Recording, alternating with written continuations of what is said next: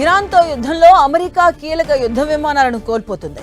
తాజాగా F-35 fighter jet Iran గగనతల రక్షణ వ్యవస్థ అడ్డుకుంది. ఈ విషయంపై ఇరాన్ ప్రకటన విడుదల చేసింది. ఇరాన్ గగనతల రక్షణ వ్యవస్థ అర్ధరాత్రి దాటిన తర్వాత అమెరికా సైన్యానికి చెందిన F-35 యుద్ధ విమానాన్ని దెబ్బతీసింది. అది ఏ స్థాయిలో దెబ్బతిందన్న దానిపై దర్యాప్తు చేస్తున్నామని, అది పూర్తిగా ధ్వంసం కావడానికే ఎక్కువ అవకాశాలు ఉన్నాయని IRGC వెల్లడించింది. అలాగే గాలిలో విమానాన్ని ఒక క్షిపణి ఢీకొడుతున్నట్లుగా ఉన్నటువంటి వీడియోను రిలీజ్ చేసింది.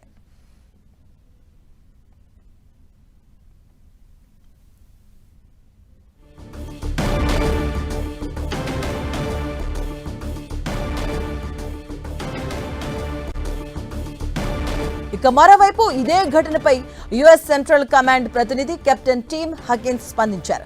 ఇరాన్ యుద్ధంలో భాగమైన ఫైటర్ జెట్ ఒకటి అత్యవసరంగా ల్యాండ్ అయిందని చెప్పారు.